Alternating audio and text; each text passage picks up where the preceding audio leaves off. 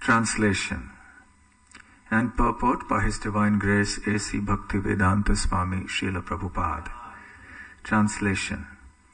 When the Lord went to visit the temple of Vishveshwara, hundreds of thousands of people assembled to see him. Purport. It's a long purport. Very nice, instructive purport. The important point in this verse is that Sri Chaitanya Mahaprabhu regularly visited the temple of Vishveshwara, Lord Shiva, at Varanasi. Vaishnavas generally do not visit a demigod's temple, but here we see that Sri Chaitanya Mahaprabhu regularly visited the temple of Vishveshwara, who was the predominating deity of Varanasi. Generally, Mayavadi sannyasis and worshippers of Lord Shiva live in Varanasi. But how is it that Chaitanya Mahaprabhu, who took the part of a Vaishnava sannyasi, also visited the Vishveshwara temple? The answer is that a Vaishnava does not behave impudently towards the demigods. A Vaishnava gives proper respect to all, although he never accepts a demigod to be as good as the Supreme Personality of Godhead. In the Brahma Samhita, there are mantras offering obeisances to Lord Shiva, Lord Brahma, the Sun God, and Lord Ganesh, as well as Lord Vishnu, all of whom are worshipped by the impersonalists as Panchopasana. In their temples, impersonalists install deities of Lord Vishnu, Lord Shiva, the Sun God, Goddess Durga, and sometimes Lord Brahma also. And this system is continuing at present in India under the guise of the Hindu religion. Vaishnavas can also worship all these demigods, but only on the principles of the Brahma Samhita, which is recommended by Sri Chaitanya Mahaprabhu. We may note in this connection the mantras for worshipping Lord Shiva, Lord Brahma, Goddess Durga, the Sun God, and Ganesh, as described in the Brahma Samhita. Srishti sthiti pralaya sadhana shakti reka chayeva yasya bhuvanani bibharti durga ichhanurupamapi yasya cha cheshtate sa govindamadi purusham tamaham bhajami. The external potency Maya, who is of the nature of the shadow of the Chit or spiritual potency, is worshipped by all people as Durga, the creating, preserving and destroying agency of this mundane world. I adore the primeval Lord Govinda, in accordance with whose will Durga conducts herself. Kshiram yatha dadhi vikara vishesha yogat sanjayate nahi tatah prithagasti hetoh yah shambhutamapi tatha samupaiti karyad govindamadi purusham tamaham bhajami.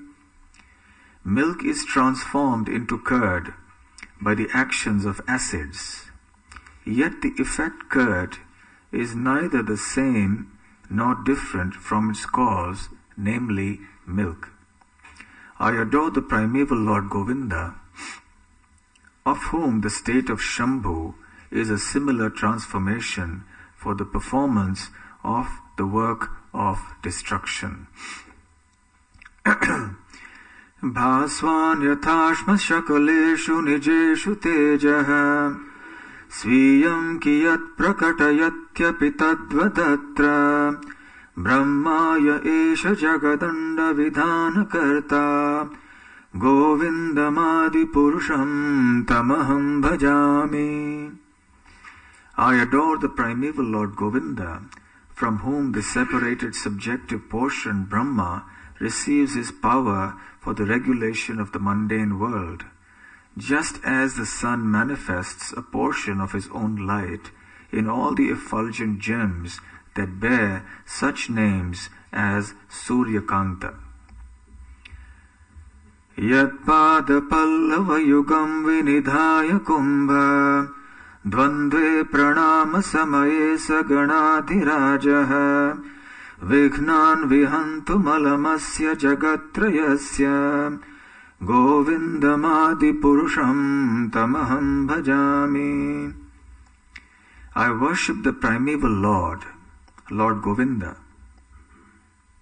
Ganesh always holds his lotus feet upon the pair of tumuli protruding from his elephant head in order to obtain power for his functioning of destroying all obstacles on the path of progress in the three worlds. Yachakshuresha savita sakala grahanam raja samasta suramurti rashesha tejah yasyajnaya brahmati sambhrita kala chakro govindamadi purusham tamaham bhajami. The sun, full of infinite effulgence, who is the king of all the planets and the image of the good soul, is like the eye of this world. I adore the primeval Lord Govinda, in pursuance of whose order the sun performs his journey mounting the wheel of time. All the demigods are servants of Krishna. They are not equal with Krishna.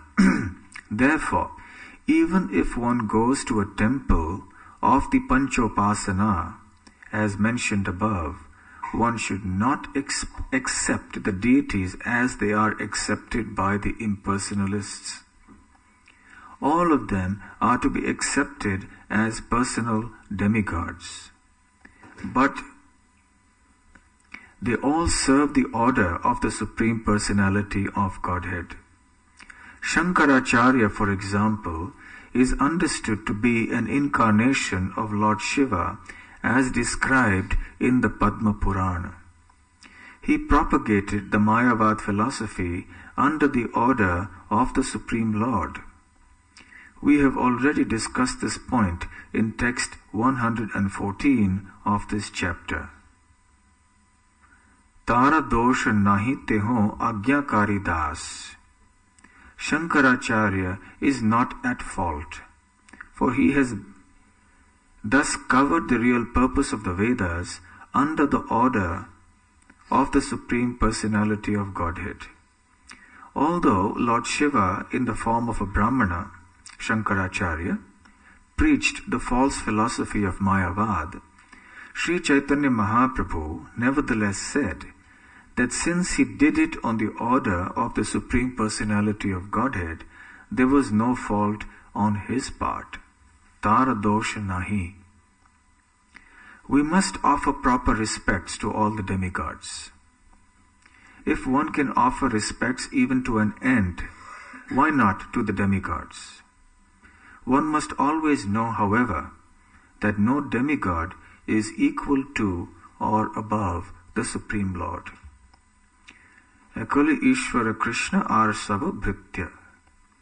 Only Krishna is the Supreme Personality of Godhead, and all others, including the demigods, such as Lord Shiva, Lord Brahma, Goddess Durga, and Ganesh, are his servants.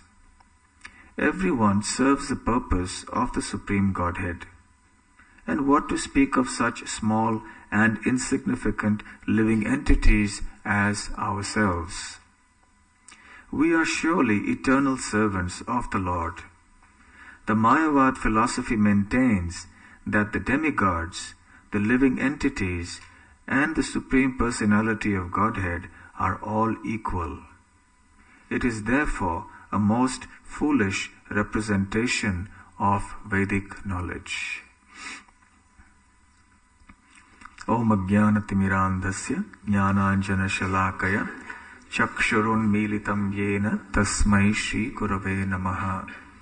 Shri Chaitanya Manobhishtam Sthapitam Yena Bhutale Swayam Rupa Kadamahyam Tadati Svapadantikam Vandeham Shri Guru Shri Yutapadakamalam Shri Gurun Vaishnavamscha Shri Rupam Sagrajatam Sahagana Raghunathanvitam Tam Sajivam Sadvaitam Savadhutam Parijana Sahitam Krishna Chaitanya Devam Shri Radha Krishna Padang Sahagana Lalita Shri Vishakhanvitamscha Nama Om Vishnu Padaya Krishna Presthaya Bhutale Srimate Bhakti Vedanta Swamin Niti Namine Namaste Saraswate Deve Gauravani Pracharine Nirvishesha Shunyavadi Paschatya Deshatarine Vancha Kalpatarubhyascha Kripa Sindhubhya Evacha Patitanam Pavanebhyo Vaishnavebhyo Namo Namaha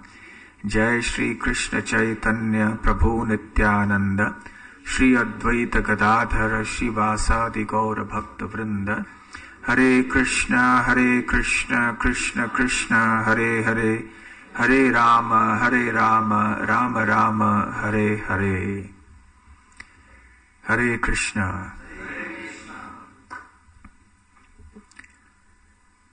Lord Shiva is very, very difficult to understand. Inconceivable. It is explained that there are certain tattvas that are inconceivable. Tattva means truths or principles. Like even the Guru Tattva, very difficult to understand this Tattva. All the Tattvas of transcendence are very difficult to understand by our mundane, limited intellect. Similarly, Lord Shiva is such a mysterious personality. He is extremely exalted, very great, and yet he is much misunderstood. Not just in the world in general, but even amongst devotees, and even amongst devotees in ISKCON. So Lord Shiva's position is very, very special. Should we worship Lord Shiva? Should we not worship Lord Shiva? If we pass by a temple of Lord Shiva, should we go in or should we not go in? Should we celebrate Shivaratri or should we not celebrate Shivaratri?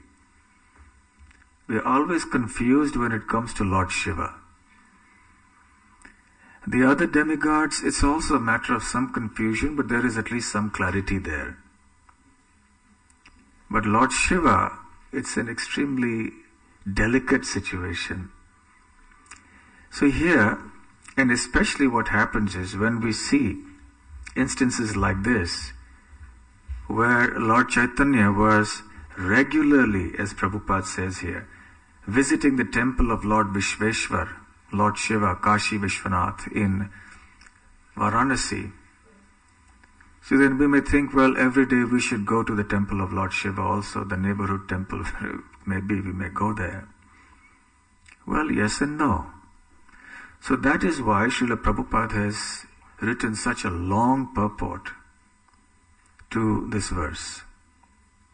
So Lord Shiva has to be understood through the teachings of Sri Chaitanya Mahaprabhu, inasmuch as Radha and Krishna, Vrindavan, Krishna's pastimes in Vrindavan, etc., have all to be understood through the eyes and through the teachings of Sri Chaitanya Mahaprabhu. Otherwise, it is very confusing. In South India especially, there are strong camps of Shaivas and Vaishnavas. Shaivas are those who accept Lord Shiva as a supreme, and the Vaishnavas are those who accept Lord Vishnu as a supreme. And there are often debates and quarrels between the two camps. Nowadays, of course, mostly people are into sense gratification, so they don't know what is what. But in the olden days, people knew something about something. So they used to quarrel a lot. To some degree, it still happens. So this clash is still going on. One time when Srila Prabhupada was in India, there was an article that appeared in a very prominent magazine. It was a very famous magazine in those days called the Illustrated Weekly of India. Now it's closed down, but in those days it was like Time magazine internationally. So there was one European. He had come to India and taken sannyas in the Shankaracharya Sampradaya, the Mayavadi Sampradaya. And he had written a very big article in the Illustrated Weekly of India, in which he stated very clearly that Lord Shiva is the Supreme. So Prabhupada saw this article and then he was not happy about it. So he told the devotees that, we should refute these arguments, we should write something.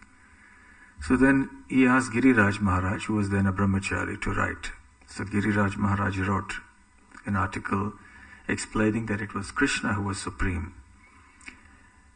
But then the editor of the magazine, he wrote a very critical article criticizing both the Mayavadi sannyasi as well as Giriraj Maharaj, saying, actually God is one. Everything is one. So whether it's Shiva or whether it's Krishna, it's all one. So Prabhupada was even more annoyed. So he said that sannyasi, he's a Mayavadi. But this editor, he's a demon. Everything is one.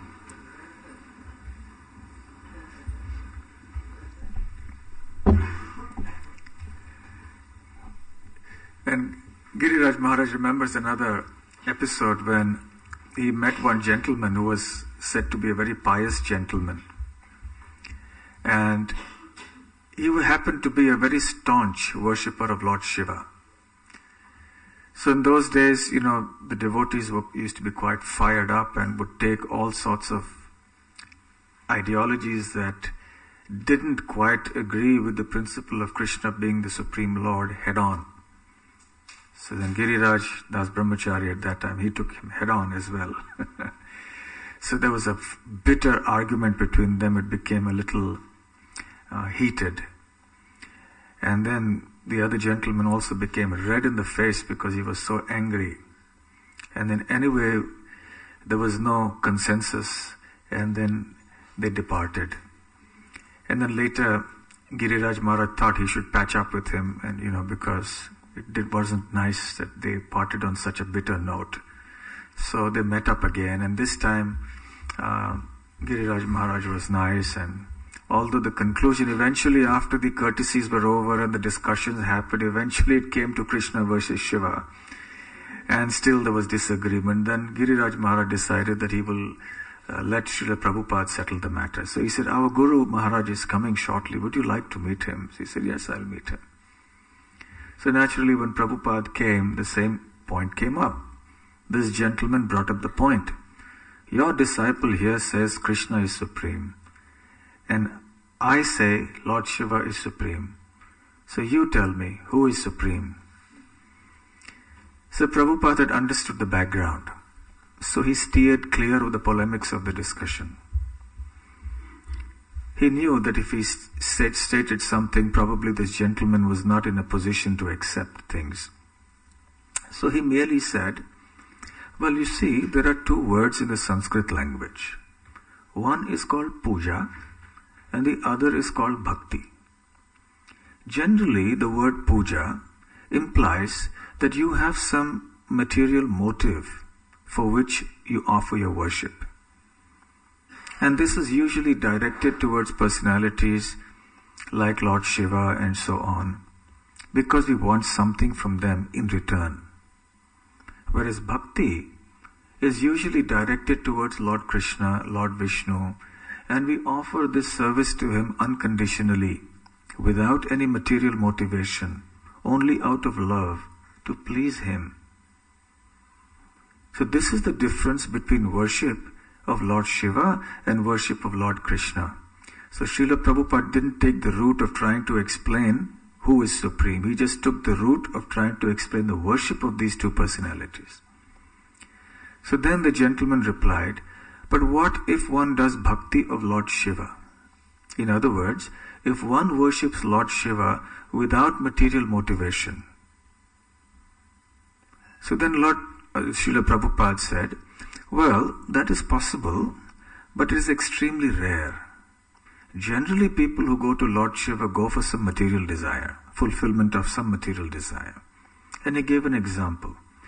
He said, if there's a liquor shop, if a man walks into the liquor shop, now you might say he's going for some purpose other than buying liquor, but that will be very, very rare.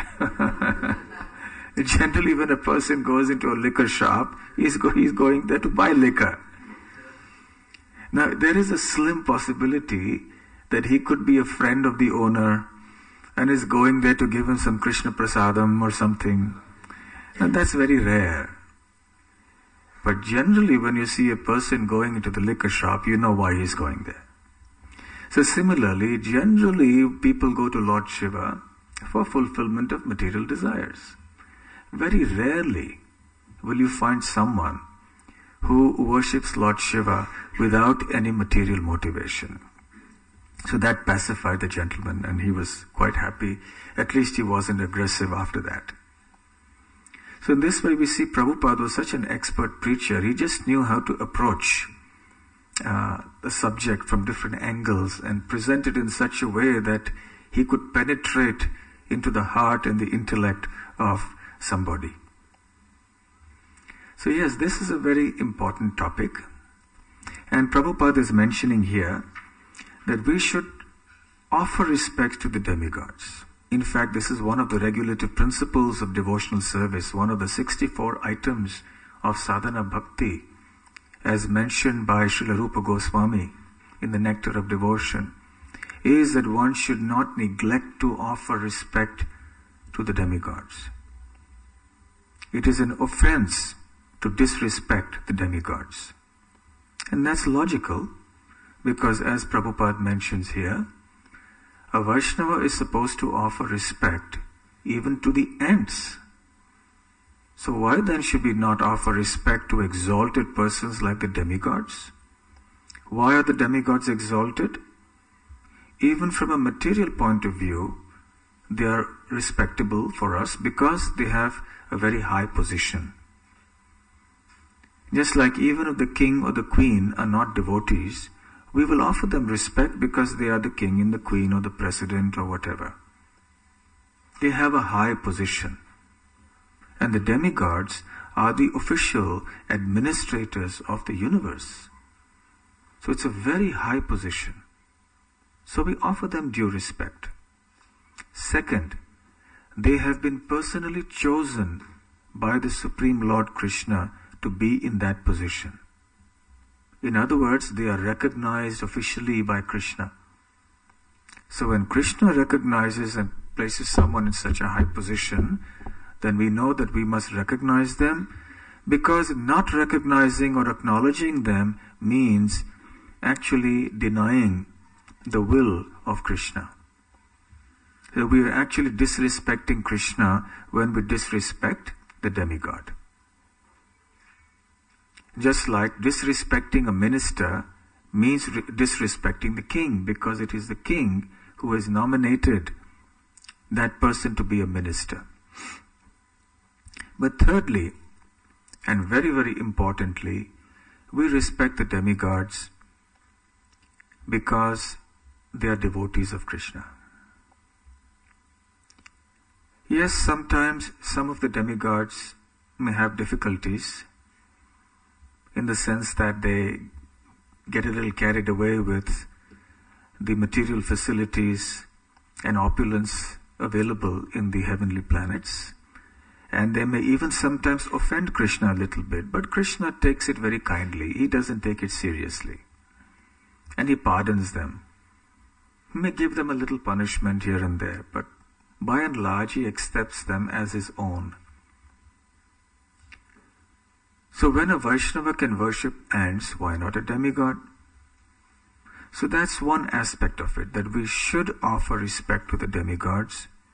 But does that mean that we should worship the demigods as independent supreme lords? No, that would be an offense. So therefore Srila Prabhupada says, we must worship the demigods from the point of view presented in the Brahma Samhita. This was a book that was discovered by Chaitanya Mahaprabhu when he was traveling to South India. It's a very, very important book for us. Unfortunately, only the 5th chapter of this book was found. The other chapters were not available till today. They are not found. But Mahaprabhu, being Krishna himself, revealed only that much of the scripture as was essential for us to understand certain very fundamental things. So not only is Krishna emphatically described as a Supreme Personality of Godhead, not only is the spiritual world, Goloka Vrindavan, described in some detail in this one chapter, but also the positions of the different demigods of the material world vis-a-vis Krishna have also been very clearly mentioned here. Therefore, in his purport, Srila Prabhupada has quoted the verses from Brahma Samhita that pertain to these demigods to make us understand what is the positions of these demigods, truly speaking. As far as Durga, who is Shakti, Lord Brahma explains, Srishti Sthiti Pralaya Sadhana Shakti Reva Chayev Yasya Bhuvanani Bibharti Durga.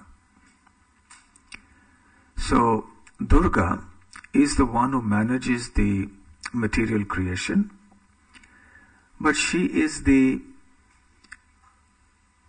shadow of the spiritual potency of Krishna. And she is Krishna's servant. Ichhanurupam api yasya cha cheshtate sa. So according to the desire of Krishna, she handles the material creation. So she is not an independent goddess. The very word Shakti or power implies that there is somebody who is a source of that power. There is Shaktiman, and that is Krishna ultimately. So Durga is not the absolute. But do devotees worship Durga? Well, the gopis worship Katyayani, who is Durga. But why did they worship Katyayani? Because they wanted Krishna as their husband. So even though devotees of Krishna may sometimes approach the demigods, it is from this perspective. Understanding the demigods to be representatives and servants of Krishna. They are devotees of Krishna. Similarly, the next verse Srila Prabhupada quotes is about Lord Shiva. Kshiram yathadadi vikara vishesha yogat. The famous verse and the famous example of the milk and the yogurt. Inasmuch as there is simultaneously no difference, and yet there is some difference between yogurt and milk. There is no difference, and yet there is some difference between Krishna and Lord Shiva. When Lord Krishna takes a form that touches the material nature, so to speak, then he is called Lord Shiva. When Lord Krishna appears in this world as himself, or as Lord Vishnu, or in any of his incarnations like Lord Narasimha, Lord Vamana, and so on, he doesn't touch the material creation. He remains aloof. He remains transcendental from the material creation. However, when there is a need for him to assume a form that is somewhat in touch with the material creation, then he is known as Lord Shiva. And because he has assumed a form that is in touch with material nature, that touch keeps him in a different category, not in the category of the Supreme Personality of Godhead. But he's almost there. He's very close to that position of the Supreme Lord, but not quite, because of that little touch with the material nature. Just like one drop of lemon is enough to change the milk into yogurt. You don't need to put a whole lot. So Lord Shiva, therefore, is very, very exalted. We'll come back to Lord Shiva a little later. Next in the list, Prabhupada speaks about Brahma. Bhasvan yathashma sakaleshu nijeshu tejaha. He speaks about how there are certain gems like Surya Kanta which shine brilliantly, but they actually reflect the light of the sun. They do not have an independent source of, they are not independent sources of light. Similarly, Brahma is very powerful, very intelligent. He is the creator of the universe. Nevertheless, the power that he has is not his own power. He merely reflects the power and the intelligence of Govinda, the Supreme Personality of Godhead. So Brahma is the secondary creator, not the primary creator.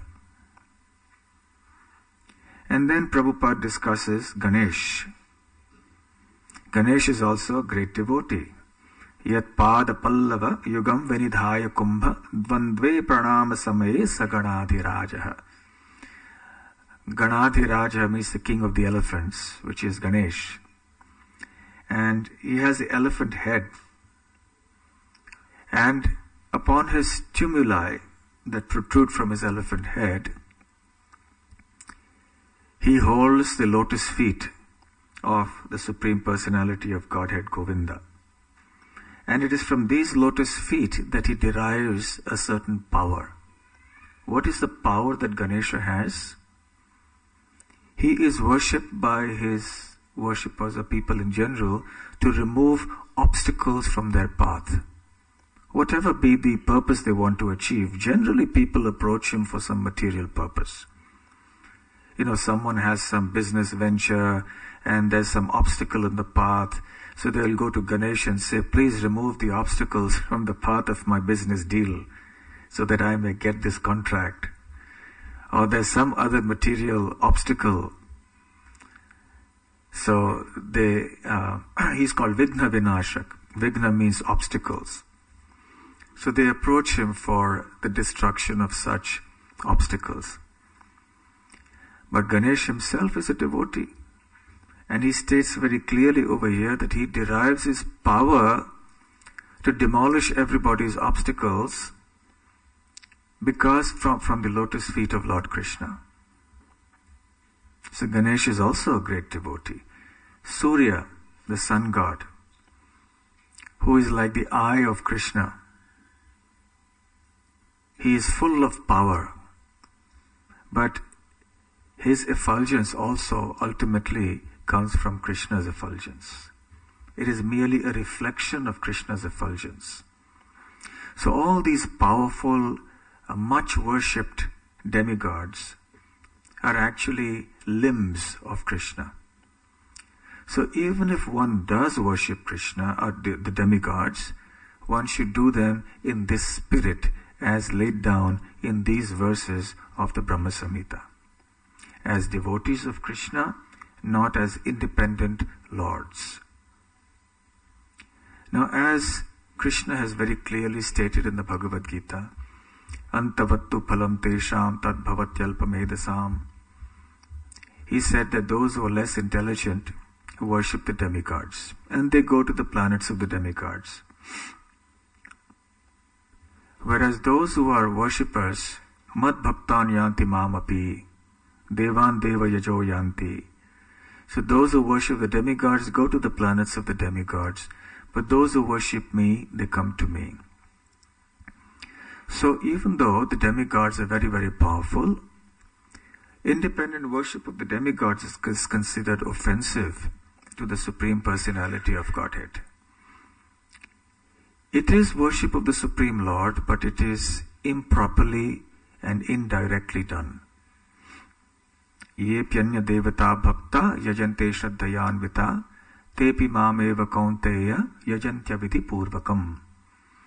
In the Bhagavad Gita, Krishna says that those who worship other divinities, meaning the demigods, they worship them with faith. And such worship is also worship of me, but it is worship that is incorrectly performed. Avidhi purvakam. And the example, of course, Srila Prabhupada used to give, based on the Srimad Bhagavatam, is the example of watering the roots of the tree, or feeding the body through the mouth rather than through any other organ. If someone places some food into the ear, and we ask him, "My dear sir, what are you doing?" And he says, "I'm feeding the body." So yes, you are feeding the body. He may argue that the ear is a part of the body and I'm putting food through the ears. I am feeding the body. Yes, you are, but that's not the way to feed the body. The way to feed the body is to put the food in the mouth. Then you chew it, goes down the throat, into the digestive system, it's digested, and then you get nourishment. So similarly, worship of the demigods is worship of Krishna because the demigods are parts and parcels of Krishna, they are limbs of Krishna. But that's like putting food in the ears. So the proper way to worship Krishna is to worship Krishna directly and also to worship his devotees. So if our vision is that these demigods are devotees of Krishna and therefore I am approaching them for getting their blessings, their mercy to become a pure devotee of Krishna, then such worship or such a visit to a temple is bona fide. Then there is no problem.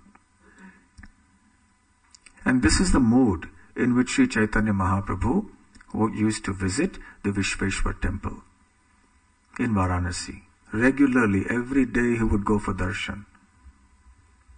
We see in the Srimad Bhagavatam as well that the 10 sons of King Prachina Barhishat, who were known as the Prachetas, they worshipped, or rather they followed the instructions of Lord Shiva, and they became pure devotees of Krishna.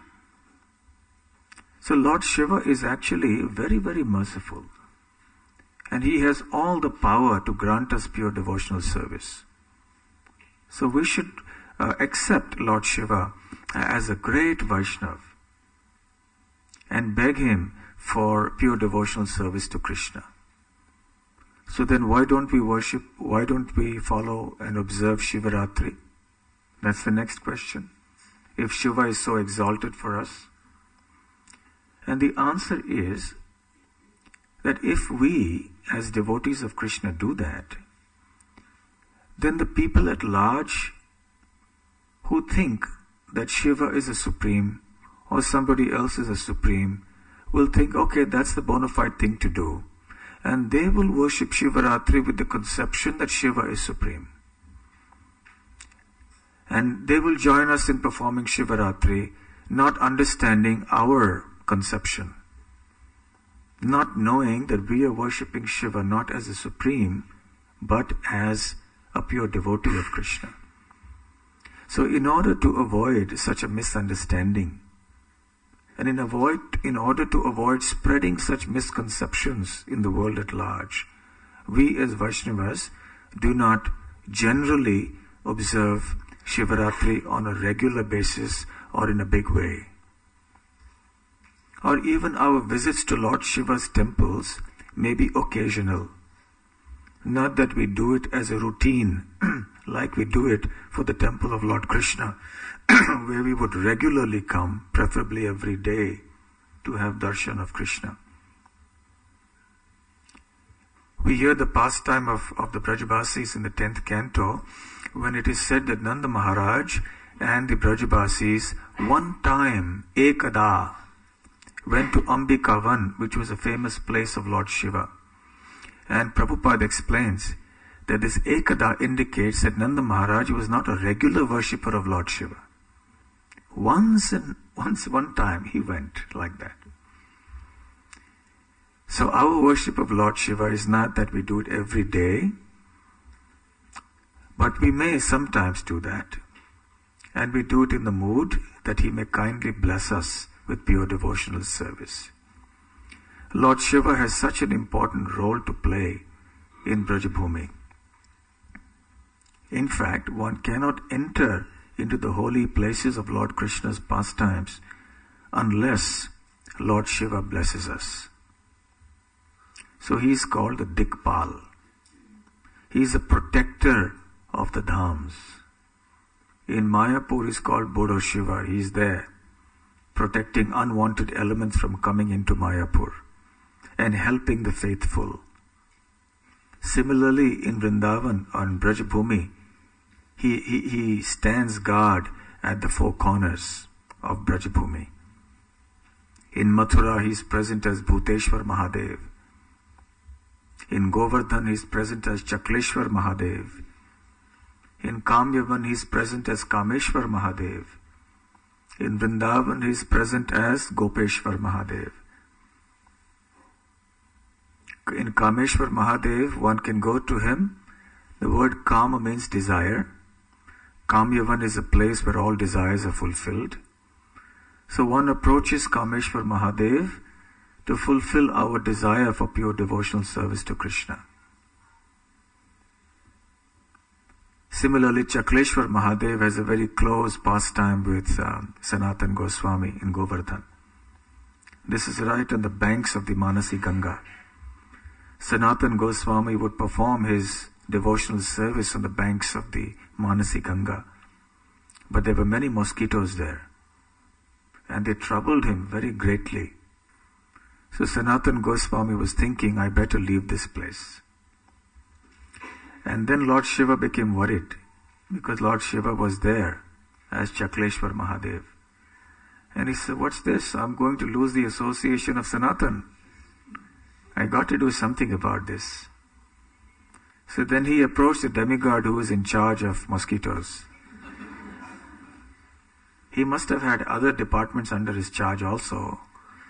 It doesn't look like there's, the only thing that this demigod would have under him is the mosquitoes. He must have had many, many other charges as well. But anyway, the mosquitoes were under him. So he said, please do something about this, Don't disturb the pure devotees like this. So then the mosquitoes from then on stopped troubling Sanatan. And Sanatan decided to stay on. Actually, it is said that Lord Shiva approached Sanatan in the guise of a Brahmana and said, no, don't leave this place, you please stay here. And it is said, although I haven't verified it myself, but it is said that till today there are no mosquitoes in that particular place because of Lord Shiva's grace. So Chakleshwar Mahadev is called, the place is called Chakra Tirtha or Chakla Tirtha. Chakra because that's the place where Lord Krishna Sudarshan Chakra came and rested after he had used it for protecting the Brajabasis from the wrath of Indra at the time of lifting the Govardhan hill. The Sudarshan Chakra was going round and round, evaporating all the water that was coming down in torrents. So then the Sudarshan Chakra came here. So Chakra became Chakla. Chakla Tirtha. So you had Chakreshwar Mahadev. Similarly, the deity of Gopeshwar Mahadev, of course, is very famous. When Lord Shiva wanted to enter the Rasa Lila, he was prevented from doing so. Then Purnamasi asked him to go to Vrinda Devi.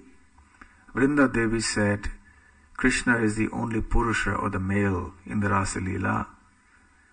So then she said, you have to become a gopi to come into the Rasa Lila. So Lord Shiva asked, how do I do that? He said, go and take a bath in the Manasarovar. So when Lord Shiva took a dip and he emerged in the form of a gopi. And then he came to the Rasa Lila site. And he was given entrance in the site. But as soon as the other gopis saw a new gopi coming in, they all started asking her questions.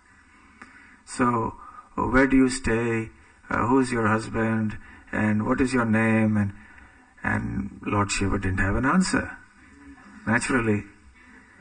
So then they said, no, this is an impostor, this is an impostor. So then Purnamasi came and said, no, this is Lord Shiva. Lord Shiva has come here because he couldn't have entered this place without being in the body of a gopi. He wanted to witness the pastimes from a very close distance, whereas Brahma and the others have to watch from a very great distance beyond. And Lord Shiva is right here. But nevertheless, Shiva could not actually participate in the dance. He had to wait there, and till today he is waiting there, keeping away the unfaithful and blessing the faithful with the understanding of the Rasa Lila pastimes. So Lord Shiva as Gopeshwar Mahadev is in the form of a Shiva Linga in the daytime, but in the evening he is decorated like a gopi with all kinds of feminine dress and ornaments and so on. So in the evening he becomes a gopi, and in the daytime he is Lord Shiva in the form of a Shiva Linga. So there's many pastimes of Lord Shiva in Vrindavan and so on. So we see Lord Shiva in this way. There is no confusion in the minds of devotees about the position of Lord Shiva. So certainly the next time we are passing by a temple of Lord Shiva, there is no harm in going into the temple and offering respects to Lord Shiva. But it's not necessary that every day we should travel 20 miles or 30 miles to visit the temple of Lord Shiva. That we can do to come to Radha Gokulananda. And we offer our respects to Radha Gokulananda, take darshan of their beautiful forms, chant and dance and hear about Krishna and the association of devotees. Thank you very much. Lord Shiva ki jai, Shri Gauranga Mahaprabhu ki jai, Gaur Premanande. Is there any question?